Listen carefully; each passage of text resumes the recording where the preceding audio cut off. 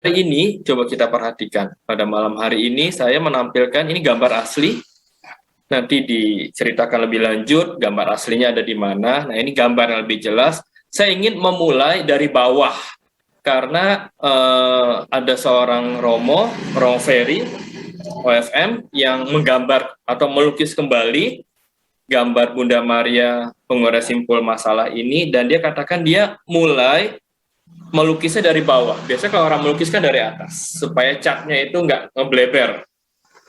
Kalau ngebleber terus bisa ditimpa lagi bawahnya. Tapi kalau dimulai dari bawah agak susah tuh. Romo Ferry mengatakan kalau kita perhatikan gambar ini dimulai dari satu keadaan yang gelap, ya, ini yang aslinya. Ini lebih kelihatan lagi, dan ada sosok ini. Saya mau perhatikan sosok ini dan mengajak Romo, Ibu Bapak, Saudara dan Saudara untuk fokus dulu nih ke figur ini. Figur ini adalah Santo Rafael, malaikat agung, sedang menuntun Tobias. Kalau kita ketahui bersama bahwa di kitab Tobit itu malaikat agung Rafael yang juga kita rayakan hari ini itu menuntun Tobias untuk mencari jodoh. Iya, mencari jodoh. Mungkin banyak juga nanti ikut novena, salah satu intensinya adalah mencari jodoh. Dan juga mencari obat untuk mata ayahnya, Tobit. Jadi pasti nanti di dalam intensi novena kita ada yang juga meminta kesembuhan dari sakit.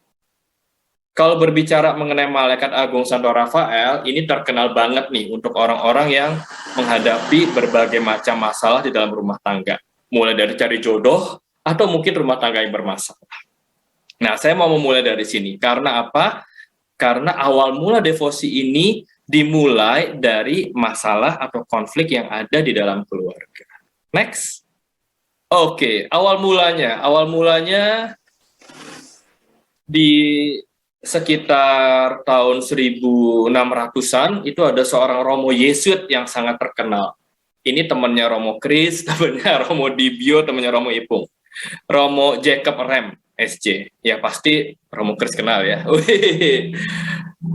Romo Yesuit yang saleh, yang diceritakan pernah juga mendapatkan penampakan dari Bunda Maria. Karena kesalehan Romo ini, ada begitu banyak orang yang punya masalah datang untuk berkonsultasi, untuk menceritakan masalah-masalahnya, dan tentunya juga mohon didoakan. Salah satu dari orang-orang yang datang itu adalah Bapak Wolfgang Langenmantel dan juga Ibu Sophia Renz. Mereka seorang bangsawan di Jerman yang sudah menikah selama 3 tahun. Tapi pernikahan mereka itu penuh dengan konflik. Saya nggak tahu ya, karena saya juga tidak menikah. Apakah masa 3 tahun itu masih masa-masa yang manis atau sudah mulai kelihatan yang sebenarnya dalam hidup berumah tangga begitu kan ya? Harus tanya kepada yang menikah.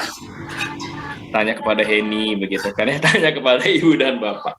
Baru 3 tahun menikah tapi masalah itu silih berganti. Di Jerman pada saat itu ada tradisi, jadi kalau orang menikah seperti yang saya tampilkan di sini, tangannya diikat oleh sebuah pita. Lalu ketika dalam kehidupan berumah tangga mereka, kalau ada masalah, mereka membuat simpul di pita tersebut. Semakin banyak masalah, semakin banyak simpul yang dibuat di pita perkawinan tersebut. Nah, itu juga yang terjadi untuk pasangan Wolfgang Langenmantel dan juga Sophia Renz. Mereka datang kepada Romo Jacob Rem dan mereka berkonsultasi.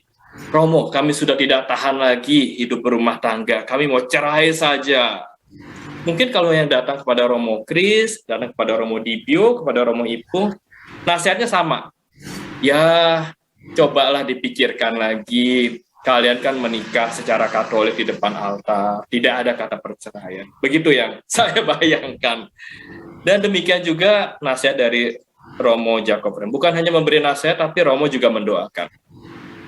Sekali datang, tetap saja keluarga ini penuh dengan masalah. 2 kali datang, 3 kali datang, dan setelah 3 kali datang ini, Romo Jacob mengatakan nanti kamu bisa datang lagi kalau memang keluarga yang kalian bangun itu rasa-rasanya masih penuh dengan masalah, dengan membawa pita perkawinan mereka. Bayangin ya, pita perkawinannya sudah begitu banyak simpul, sudah kusam, sudah mungkin bentuknya juga udah gak indah lagi.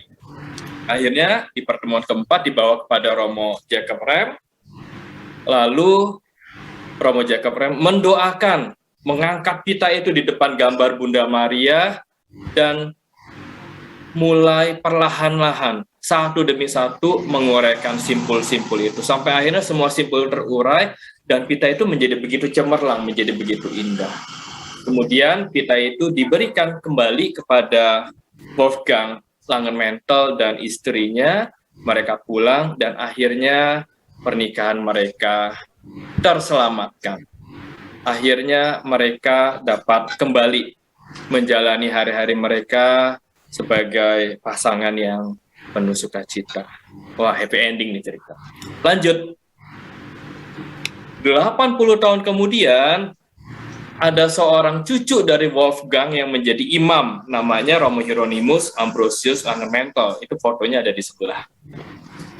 Dan pada saat menjelang tahun 1700, Romo Hieronymus Ambrosius Langenmantel ini ingin membuat satu altar keluarga ya di gereja Santo Petrus Perlach Augsburg, bukan di gereja Santo Petrus dan Paulus ya, gereja Santo Petrus di Perlach Augsburg, untuk dipersembahkan kepada Santa Perawan Maria penasihat istimewa. Dan untuk keperluan ini Romo Hieronymus Ambrosius Langenmantel meminta seorang seniman, Johann Melchior Georg Schmitzner, untuk membuat satu lukisan yang menggambarkan sejarah keluarga Langenmantel. Dan Johann Melchior Georg Schmitzner ini, seniman Schmitzner ini, mengetahui sejarah keluarga Langenmantel dan mengangkat masalah keluarga yang dihadapi oleh kakek neneknya Romo Ambrosius Langenmantel ini dalam lukisannya.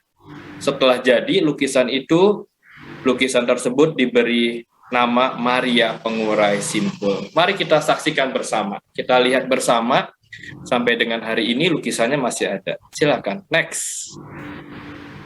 Ini gerejanya di Jerman, ya sampai sekarang lukisan tersebut menjadi salah satu tujuan peziarahan. Bisa lalu nanti kita ke sana, next. Ini altarnya yang dibuat oleh Romo Hieronymus Ambrosius Langenmantel. Itu gambarnya yang asli yang dibuat oleh seniman yang diminta oleh Romo untuk menggambar satu lukisan Bunda Maria berdasarkan sejarah dari keluarga Langenmantel.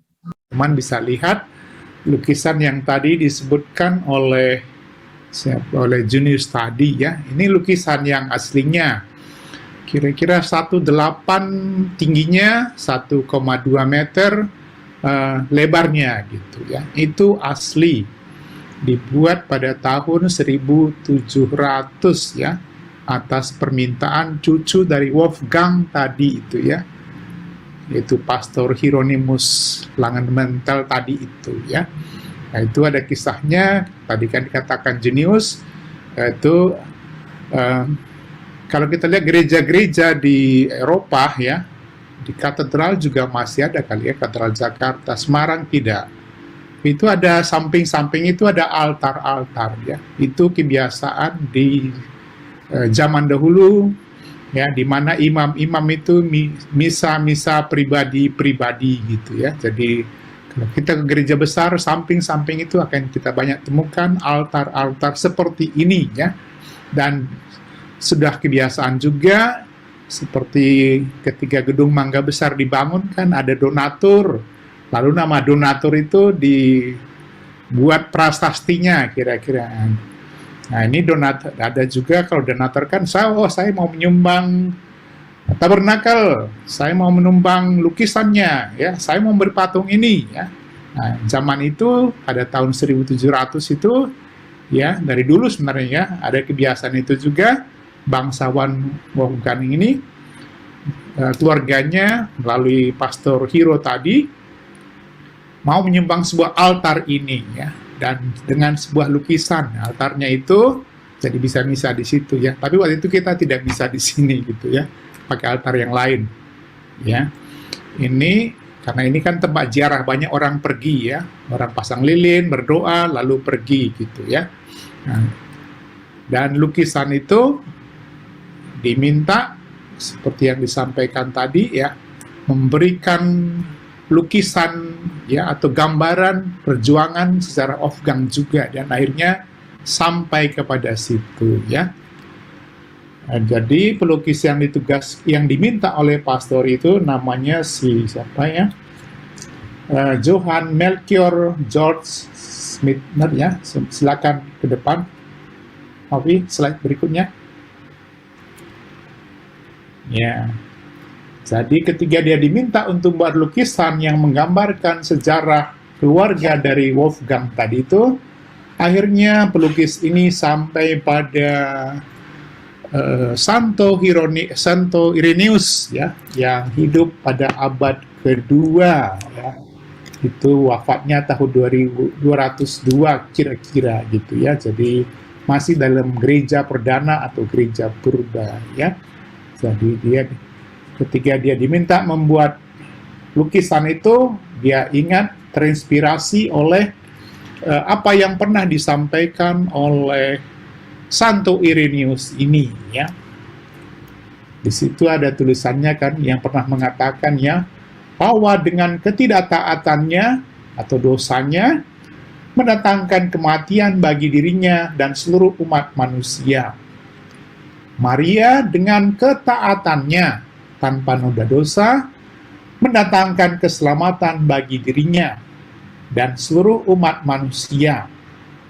Oleh karena itu, ikatan simpul ketidaktaatan Hawa dilepaskan oleh ketaatan Maria. Apa yang terikat oleh ketidakpercayaan Hawa dilepaskan oleh iman Maria ya. Itu ucapan kata-kata dari Santo Irenaeus, uskup di Prancis ya, Lyon itu ya. Lalu akhirnya dia sampai pada lukisan yang tadi sudah kita lihat itu ya. Saya diminta oleh Junius untuk berbicara lebih sedikit mengenai hal ini ya, khususnya mengenai Maria sebagai Hawa yang baru yang disebutkan oleh Santo Irenaeus ini ya. Maka harap bersabar sedikit dengan keterangan, dengan pengajaran begitu ya, dan kita malam ini belajar supaya nanti novena kita itu juga lebih dalam ya, lebih kita pahami juga latar belakangnya dan dasarnya, tujuannya ya. Nah, teman-teman sekalian, Hawa atau Eva itu punya arti ya, seperti Adam itu kan artinya manusia ya. Hawa itu artinya adalah ibu dari segala yang hidup ya. Ibu dari segala yang hidup ya.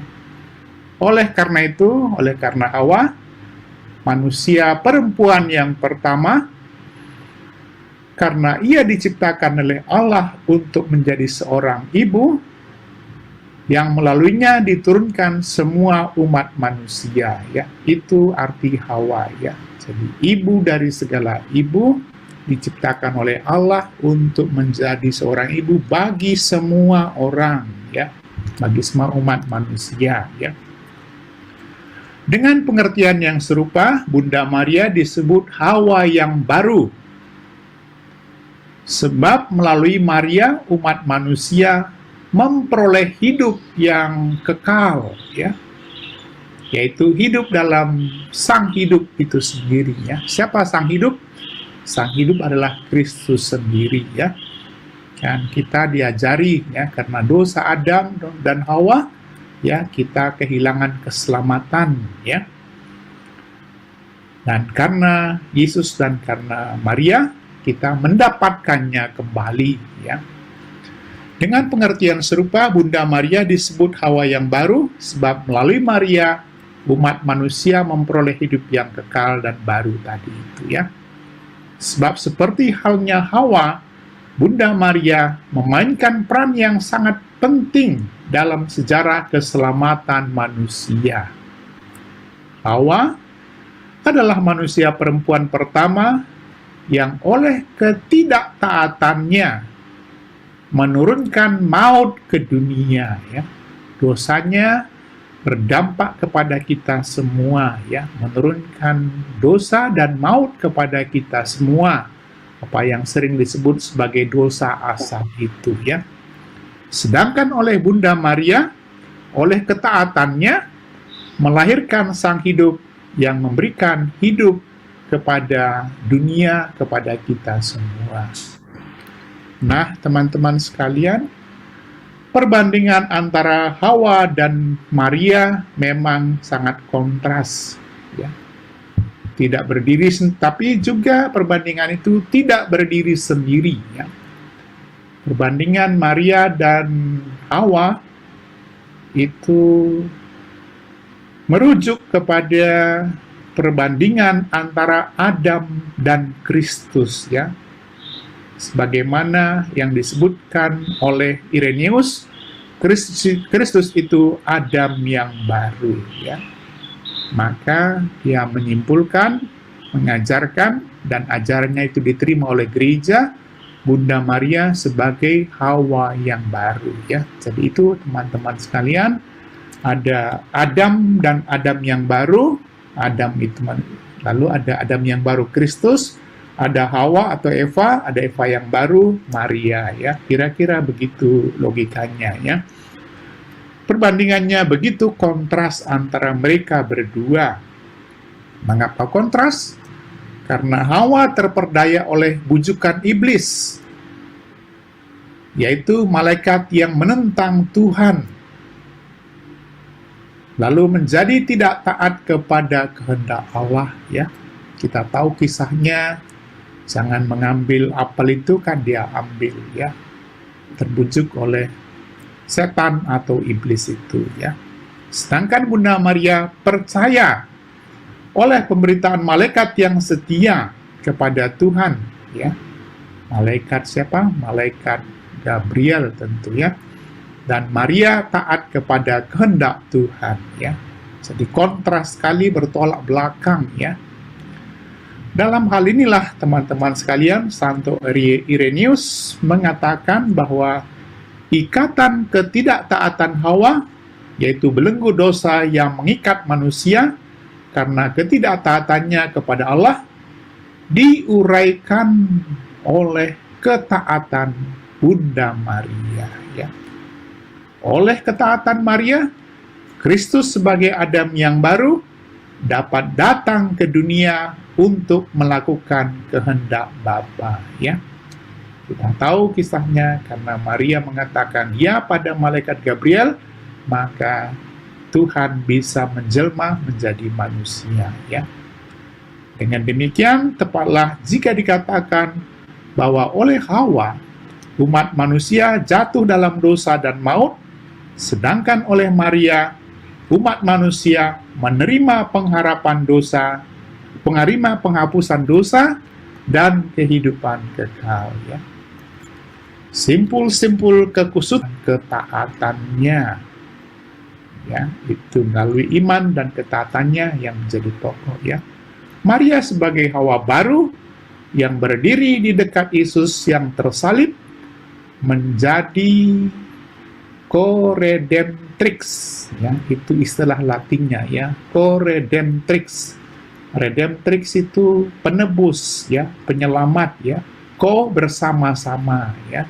Jadi menjadi penebus bersama-sama, ya. Jadi Maria, jadi Yesus bersama Maria menjadi penebus, ya, tapi harus diartikan dengan cara yang tepat, kan, ya. Karena itu tidak berarti bahwa Maria secara langsung menyelamatkan atau menebus kita. Itu tidak, ya.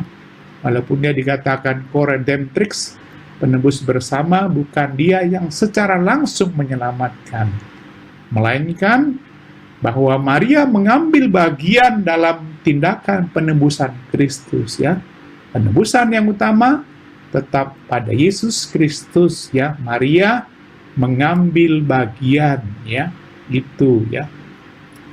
Peran Maria itu selaras dengan kepenuhan serta kemutlakan peran Kristus itu ya. Itu teman-teman sekalian keterangan mengenai Hawa yang baru ya. Kalau sudah ngantuk, maka kita lanjut ke berikutnya. Kita ulas sedikit tentang lukisan ini ya. Baik, teruskan Novi. Ya, baik teman-teman sekalian, tadi sudah ditunjukkan apa ya lukisan gambar ini tadi ya. Kita tahu bahwa gereja itu banyak sekali simbol-simbolnya. Praktis apa saja yang kita buat dalam gereja banyak simbolnya ya. Nah, kalau kita perhatikan lukisan yang asli ini ya, dikatakan model barok karena ada lengkungan di atas itu ya. Nah, itu model barok istilahnya ya. Gereja-gereja barok itu pakai lengkungan-lengkungan seperti ini ya. Seperti kanopi-kanopi yang setengah lingkaran gitu ya. Sedangkan motif yang lain itu gotik seperti gereja katedral itu Jakarta itu tipe gotik sebenarnya. Nah, di dalam gambar ini banyak sekali simbol-simbol iman Katolik ya. Yang pertama kita kalau tadi Junius dari bawah, ini slide-nya dari atas ya. Ini bukan saya yang membuat ya teman-teman sekalian, saya tidak bisa secanggih ini ya. Ini dibuat oleh Junius atau Ray atau Novi, saya kurang tahu. Saya cuma menyampaikan pesan-pesannya kepada kita. Jadi kalau mau melihat, wah slide-nya bagus, ya yang pantas dipuji dan harus dipuji adalah mereka. Salah satu, saya kurang tahu siapa. Nampaknya Ray kalau tidak salah gitu ya. Pokoknya mereka itu terima kasih. Jadi saya tidak usah bersusah payah lagi, tinggal cus saja gitu ya. Tinggal ngobrol saja ya. Baik, kita lihat ya lambang yang pertama ada di paling atas itu ya. Mungkin Novi bisa tunjukkan dengan apanya, saya kurang tahu, dengan bisa ya Novi, bisa nggak ya? Ya itu ya, ada sudah, terima kasih ya. Itu ada burung merpati ya. Saya bacakan saja karena sudah sangat baik ya. Burung merpati dalam kitab suci menjadi simbol Roh Kudus ya. Itu tidak asing bagi kita ya. Dari banyak simbol Roh Kudus, burung merpati yang paling kita kenal ya. Ada simbol lain, api, angin bahkan ya, minyak, itu juga simbol-simbol Roh Kudus. Tapi yang kita akrab adalah merpati ini ya. Itu berarti apa? Melalui rahmat Roh Kudus, Maria menjadi Bunda Allah, dan melalui dialah Maria menerima rahmat dan perkenanannya ya. Itu peran Roh Kudus ya. Lalu juga warna pakaian biru dan merah. Biru merah ya. Bagi kita merah itu kan warna pesta. Bagi gereja merah itu warna martir ya, siap bersaksi ya. Bunda Maria berpakaian merah tua dan dibungkus dengan mantel biru tua ya. Warna-warna ini mewakili kejayaannya sebagai ratu alam semesta. Warna merah secara klasik telah digunakan untuk menunjukkan kebangsawanan dan status tinggi ya. Jadi orang, kalau kita lihat ya di film-film atau berita-berita, kalau ada dari kerajaan-kerajaan, berita tentang kerajaan, ratu raja gitu ya, pakainya kan selalu berkilau-kilauan merah-merah itu ya, karena itu melambangkan kebangsawanan dan status tinggi seseorang ya. Mantel birunya juga menggambarkan kesetiaan, kedamaian, dan alam ya. Itu dari warna biru ya. Kita juga tahu warna biru itu lambang keteduhan, lambang kesejukan ya. Nah, Maria kan sikapnya orang yang setia, penuh damai ya, sejuk, lembut ya. Itu dari warna biru ini ya. Berikutnya sebelum ya. Lalu di bagian bawah ada Maria menginjak kepala ular ya, tentu terkait dengan kisah dosa pertama itu ya. Menginjak ular itu melambangkan apa ya? Hawa jatuh ke dalam dosa, digoda oleh ular atau oleh iblis, dan Maria sebagai Hawa yang baru melalui jalan salib Kristus telah menemukan jalan keselamatan, ya. Itu ada dalam Kejadian 3 ayat 15, ya. Ya. Baik, saya bacakan karena ini penting, ya. Walaupun kita sudah sering dengar, dikatakan begini dalam Kejadian 3. Kita baca dari ayat 14, ya, supaya lebih jelas, ya. Lalu berfirmanlah Tuhan Allah kepada ular itu, karena engkau berbuat demikian, ya, maksudnya membujuk itu, ya, terkutuklah engkau di antara segala ternak dan di antara segala binatang hutan. Dengan perutmulah engkau akan menjalar, dan debu tanahlah akan kau makan seumur hidupmu. Ya. Dan ayat 15, aku, kata Tuhan, ya, aku akan mengadakan permusuhan antara engkau dan perempuan ini, antara keturunanmu dan keturunannya. Keturunannya akan meremukkan kepalamu, dan engkau akan meremukkan tumitnya, ya. Ini nubuatnya kitab Kejadian, ya. Kisah atau gambar ular yang diinjak oleh Bunda Maria itu, ya. Itu kalau gambar-gambar Maria yang diedarkan oleh para legioner seperti Bunda Pengharapan Suci ini, ya. Mereka pasti selalu ada gambar Maria yang menginjak ular, ya. Lalu berikutnya tadi gambar paling bawah itu sering tidak kelihatan karena di antara gelap agak kecil juga, ya. Tadi sudah dijelaskan oleh Junius apa maksudnya, ya. Di bawah lukisan tampak Santo Rafael, sang malaikat agung, dan Tobias, di mana Tobias dibimbing menemui Sarah untuk menjadikannya sebagai istrinya. Santo Rafael juga dikenal sebagai malaikat penyembuhan, ya. Jadi dengan gambar ini mau dilukiskan, mau ditunjukkan sebenarnya salah satu harapan dari Pater, dari Romo Hiro Langenmantel tadi yang meminta lukisan ini, ya. Jadi di sini maksudnya malaikat juga telah menyelamatkan kakeknya Wolfgang dan Sofia itu, ya. Nah, di sini itu yang mau ditunjukkan juga, ya. Jadi ada dua hal yang mau ditunjukkan dari gambar ini, ya. Selain Tobia dan Rafael, tetapi juga Wolfgang dan malaikat yang tidak kelihatan, yaitu Bunda Maria tentu saja waktu itu, ya. Karena mereka kan terselamatkan perkawinannya setelah mereka berdoa di depan lukisan Bunda Maria di perlah itu, di biara yang dikunjungi oleh Wolfgang ini pada kunjungannya yang terakhir, ya. Dikisahkan di sana bagaimana, ya, Wolfgang ini membawa pita perkawinan mereka yang kusut itu, ya. Dan oleh romonya diletakkan di depan lukisan itu. Mereka berdoa, dan sesudah mereka berdoa, katanya pita itu bernyala mengagumkan dan mulai terurai satu persatu. Lalu romonya mengambil itu, melepaskan simpul-simpulnya dan memberikannya kepada Wolfgang, ya, yang sudah putus asa itu. Pulanglah sekarang, kamu jangan bercerai.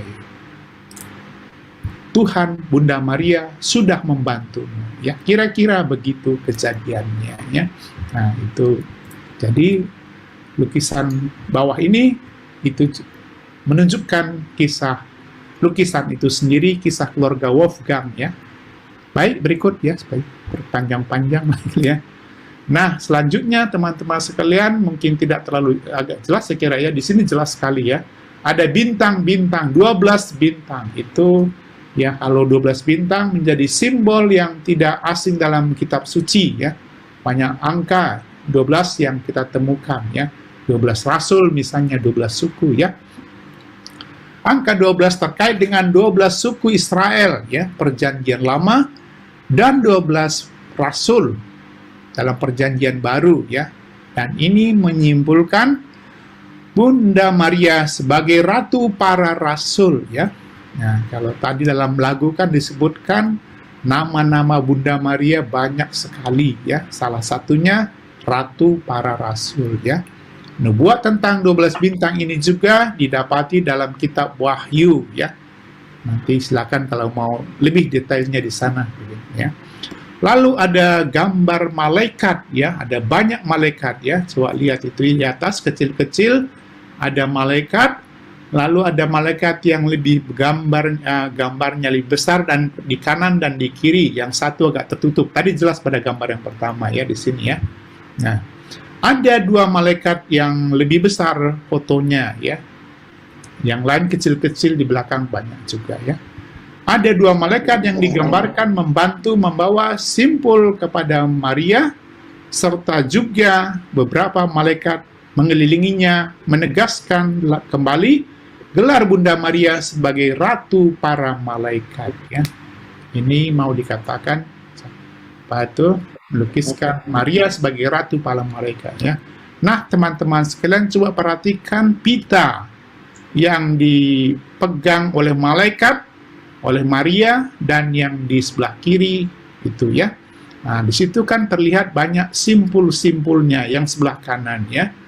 Nah, jadi seorang malaikat menyodorkan, menghaturkan kepada Bunda Maria untuk mengurai, melepaskan simpul itu satu persatu ya. Ikatan-ikatan yang kusut itu satu persatu, dan yang di sebelahnya lagi ada tangan malaikat yang menerima bagian pita, bagian benang, ya, bagian pita itu yang sudah diurai oleh Bunda Maria, ya. Jadi simbolnya lekas, ya. Ini juga pasti mengacu lagi kepada kisah keluarga Wolfgang tadi, ya. Lalu berikut. Nah, itu yang terakhir, sudah selesai tentang gambarnya.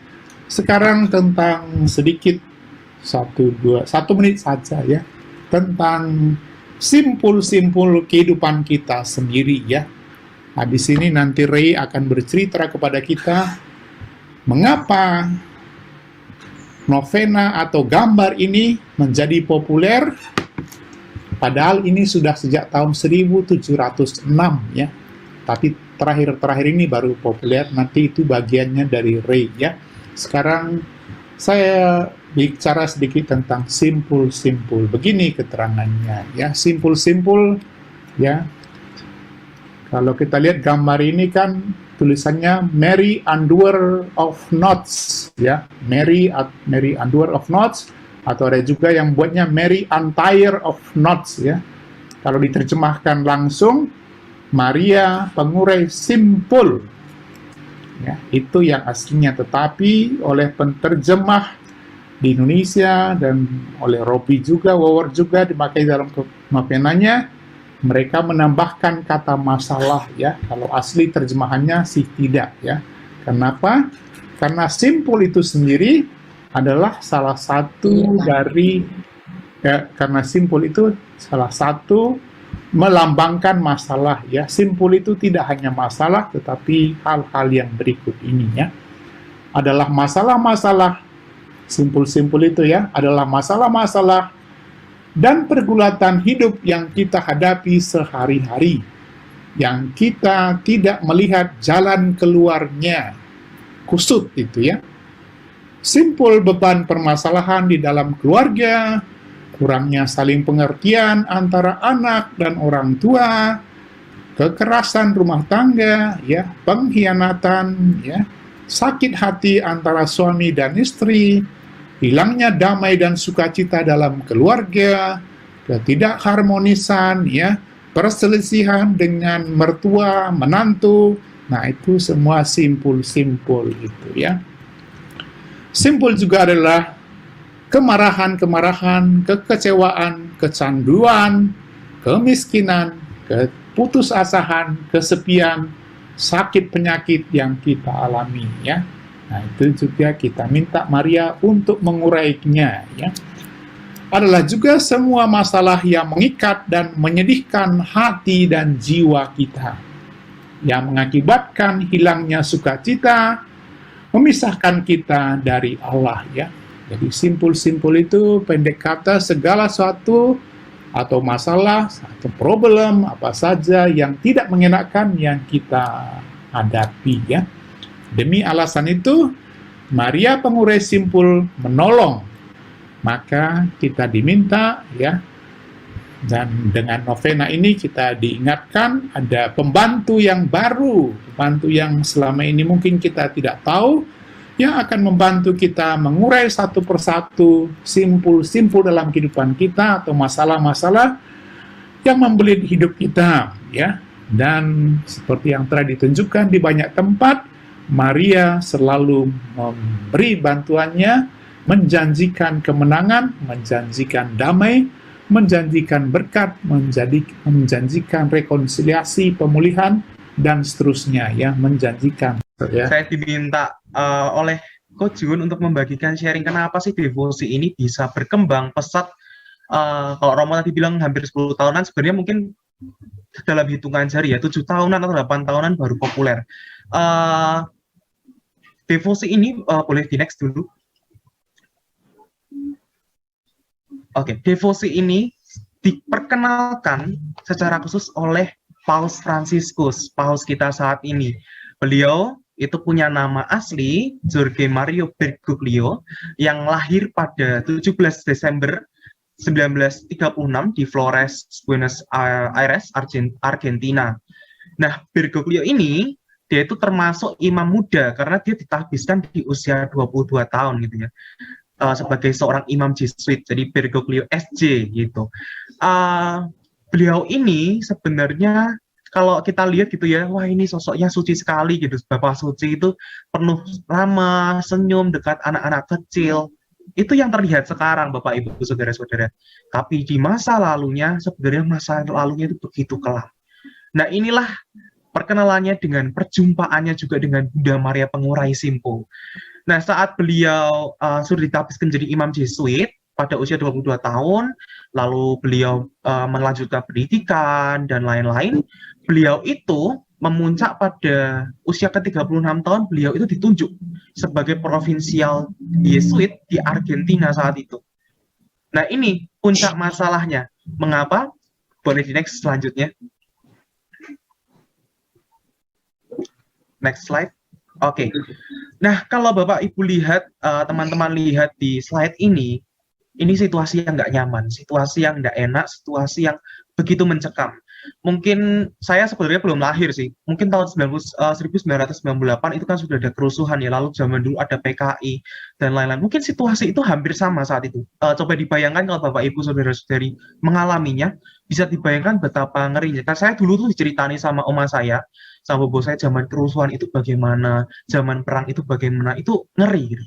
Nah sama, saat Romo Bergoglio SJ ini menjadi provinsial Jesuit saat itu, dia di situasi yang tidak nyaman saat itu. Karena apa? Saat itu di tahun 1973 sampai 1979, saat itu terjadi perang kotor, bisa dikatakan perang kotor gitu. Dan saat itu di dalam tubuh Serikat Yesuit di Argentina pun, di bawah kepemimpinan beliau, itu terpecah belah. Saat itu ada perkembangan teologi pembebasan. Nanti mungkin teologi ini saya serahkan ke Romo-Romo saja, saya tidak ahli dalam bicara soal itu. Tapi saat itu berkembang di dalam tubuh Serikat Yesuit di Argentina soal teologi pembebasan, di mana itu sebagai reaksi di mana saat itu terjadi konflik yang besar. Jadi ada perpecahan di dalam tubuh serikat sendiri. Dan tentu itu nggak nyaman, itu nggak mengenakan. Maka ketika Romo Bergoglio ditunjuk sebagai provinsial, itu harapannya serikat berharap Romo Bergoglio menjadi penengah dari keterpecahan di dalam tubuh serikat sendiri. Tapi saat itu juga dikatakan Romo Bergoglio itu terlalu muda, dikatakan kok usia segitu sudah jadi provinsial gitu ya. kalau Bapak Ibu perhatikan usia Bapak Kardinal, para uskup itu mereka usia-usia yang sudah 40, 50 yang sudah matang secara pikiran, secara pemahaman, secara bersikap gitu ya. Sehingga Romo Bergoglio saat itu di usia 36 tuh dianggap terlalu muda. Wah, apa sih itu kok usia segitu sudah jadi provinsial, sok-sok ingin menengahi gitulah. Kira-kira begitu. Nah, kemudian saat itu beliau sebenarnya terpaksa dipilih serikat itu sebagai provinsial, terpaksa karena kandidat yang ingin jadi provinsial itu saat itu tiba-tiba meninggal karena kecelakaan. Jadi otomatis Bergoglio ditunjuk jadi serikat gitu, sebagai provinsial serikat di Argentina saat itu. Nah, kemudian saat itu ketika perang kotor, ketika kondisi konflik seperti itu ya, yang paling parah itu menjadi kontroversial adalah dikatakan 30.000 orang Argentina itu dibunuh, bahkan menghilang gitu ya. Bisa dibayangkan itu 30.000 nyawa itu berapa orang gitu ya. Ini yang hadir di ruangan ini saja sudah 80-an, 90 di YouTube juga saya nggak tahu berapa. Tapi bayangkan 30.000 orang menghilang saat itu, bahkan dibunuh. Wow, itu mengerikan gitu ya. Dan saat itu sebagai respon karena ada kejadian itu, dua imam Yesuit namanya Yorio dan Jalix, dia itu mengorganisir orang-orang yang terimbas dampak dari kerusuhan itu. Dan sebagai seorang sebagai seorang pemimpin provinsial, beliau Romo Bergoglio, Paus Fransiskus harus mengambil keputusan dong gitu ya. Karena di dalam tubuh serikat tadi ada perpecahan. Maka Romo Bergoglio memberi pilihan sebagai salah satu tindakan cara mengamankan provinsialnya. Dia terpaksa mengultimatum kedua Romo Yesuit itu, yaitu Romo Yorio dan Jalix. Dan apa yang terjadi? Romo Yorio dan Jalix akhirnya keluar dari biara saat itu, menemani orang-orang pinggiran, dan terpaksa ditangkap oleh para militer. Karena adanya perang itu, militer berkuasa sehingga mereka diculik. Dan mereka mengalami penganiayaan bertahun-tahun. Ketika kondisi sudah mulai pulih gitu ya, Romo Yorio dan Jalix itu menyalahkan Romo Bergoglio. Kenapa Anda sebagai seorang provinsial meninggalkan kami? Maaf. Seharusnya Anda seorang provinsial melindungi kami. Tapi kenapa Anda mengultimatum kami ditangkap oleh militer, dan Anda seolah-olah diam gitu. Tentu Romo Bergoglio mendengar itu juga dalam hati sedih gitu ya. Karena dia bingung juga di dalam sebuah kondisi terpepet itu, dia harus mengambil keputusan. Dan terpaksa hal itu terjadi. Bisa dibayangkan ya Bapak Ibu, kalau punya salah satu orang yang percaya dengan Anda, tapi Anda mengecewakan gitu ya. Lalu orang itu nggak suka sama Anda, bertahun-tahun menyalahkan Anda, itu rasanya kan di hati itu mengganjal gitu. Sedih, sakit gitu.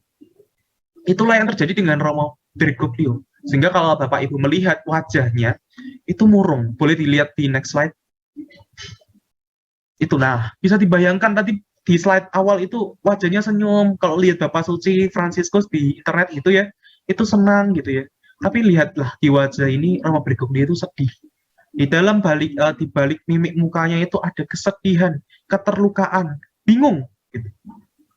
Nah, karena kondisi Argentina, kegagalannya sebagai provinsial serikat Yesuit di Argentina saat itu terdengar sampai ke ke serikat di pusat gitu ya. Lalu mereka mengambil serikat pusat mengambil keputusan, oke, Romo Bergoglio dinonaktifkan, lalu dia diberi cuti dengan dipindahkan ke Jerman, dari Argentina dipindahkan ke Jerman, dia minta untuk belajar studi doktoral begitu. Kalau boleh dikatakan, maaf ya, bahasa kasarnya ya dinonaktifkan lalu diminta untuk merenung sendiri gitu. Di Jerman ambil waktu cuti, silakan belajar sambil merenungkan gitu. Kira-kira dikatakan seperti itu. Bisa dibayangkan ya, sebagai Romo Bergoglio sudah disalahkan, diasingkan, lalu mengalami kesulitan di mana-mana. Dan beliau pun mengalami kesulitan saat studi doktoral gitu. Sulit gitu. Nah, ini uniknya Bapak Ibu Saudara-saudari sekalian, ketika beliau mengalami hal semacam itu, banyak konflik, banyak masalah, beliau datang ke gereja. Di salah satu gereja di Jerman yang sudah disebutkan, yang dimana gereja itu sebenarnya punya banyak altar gitu. Tapi Romo sudah menjelaskan zaman kuno itu di gereja-gereja itu banyak altar. Kalau mau lihat contoh real ya di gereja katedral itu ada 3 altar. Ada altar Bunda Maria, altar utama, ada altar Santo Yosef. Nah, bayangkan Bapak Ibu di Jerman saat itu juga altarnya banyak gitu. Nah, waktu itu Romo Bergoglio datang ke gereja berdoa di tengah kemelut hatinya di tengah kebingungannya, di tengah banyak masalahnya, di tengah banyak problemnya, dia datang ke rumah Tuhan berdoa. Nah, di tengah-tengah doa itu dia mengamati gitu Bapak Ibu. Itu kok ada lukisan indah sekali. Lukisan itu menampilkan Bunda Maria menguraikan simpul. Bagi Romo Bergoglio, itu sapaan Bunda Maria. Walaupun itu bukan penampakan ya Bapak Ibu. Bukan penampakan Bunda Maria tidak tiba-tiba di depan Romo Bergoglio menyampaikan pesan, tidak. Tapi hanya sekedar lukisan. Dan Romo Bergoglio di tengah doanya melihat itu, merasa Bunda Maria menghiburnya. Dan dia melihat di tangan Bunda Maria itu ada uraian simpul-simpul itu. Maka Romo Bergoglio dengan segala problematiknya, dengan segala masalahnya, dia mengatakan kepada Bunda Maria, Bunda, Ibu, ini masalahku, ini problematikaku, ini banyak sekali masa kelamku. Aku datang kepadamu, mohon, aku menyerahkan diriku sepenuhnya, masalahku, mohon bantulah aku uraikan itu. Sejak saat itu, Romo Bergoglio berdoa kepada Bunda Maria simpul masalah yang ada di gereja itu. Gitu. Boleh di next slide? Nah, ini gambaran kira-kiranya. Saya nggak punya foto aslinya zaman itu, tidak difoto ya. Ini saya mengilustrasikan, tadi betul ini adalah altar aslinya. Tadi Romo sudah berkunjung ke sana, sudah foto ya. Ini altar aslinya, di mana Romo Bergoglio berdoa dan melihat, wah, Bunda Maria memberi penghiburan kekuatan. Dan Romo Bergoglio berdoa. Boleh di next slide? Ini lebih detailnya, Bapak Ibu. Nah, ini lukisan lebih detailnya, lukisan aslinya. Indah ya, di samping figurnya dikasih hiasan daun dan bunga gitu. Nah, ini lukisan aslinya, Bapak Ibu. Oke, selanjutnya, ketika Romo Bergoglio sudah selesai berdoa, menyerahkan dirinya, masalahnya kepada Bunda Maria, beliau memutuskan untuk tidak menyelesaikan studi doktoralnya di Jerman, lalu dia kembali ke Argentina dan dia membawa lukisan ini, salinan lukisannya dia bawa ke Argentina, begitu. Nah, saat itu Bapak Ibu, boleh sebentar. Setelah dia kembali ke Argentina, masalahnya Bapak Ibu, saat itu Serikat memilih romo-romo yang berseberangan dengan Romo Bergoglio di masa lalu menjadi provinsial. Jadi saat itu Argentina menghadapi provinsial itu bingung. Satu sisi pengen memihak Romo Bergoglio, tapi satu sisi pengen memihak provinsial yang baru. Jadi ada perpecahan kembali, ada 2 kubu lagi. Masalah lagi Bapak Ibu. Jadi bisa dibayangkan masalah lagi. Setelah berdoa masalah lagi gitu. Lalu akhirnya Serikat memutuskan, oke, Romo Bergoglio, Romo Bergoglio daripada ada konflik di Argentina, baiklah, dipindahkan kemana? Dipindahkan ke Cordoba. Itu jauhnya sekitar 800 km dari Buenos Aires, jadi jauh banget itu, 800 km. Dipindahkan sama Serikat di sana. Ngapain? Boleh di next slide. Romo Bergoglio tidak diberi tugas apapun, tidak diberi studi atau diberi apapun tugas tanggung jawab sebagai imam atau tidak. Dia diminta hanya untuk mendengarkan pengakuan. Bisa dibayangkan Bapak Ibu, selama bertahun-tahun bisa dikatakan kembali Romo Bergoglio diminta Serikat disingkirkan sedikit gitu.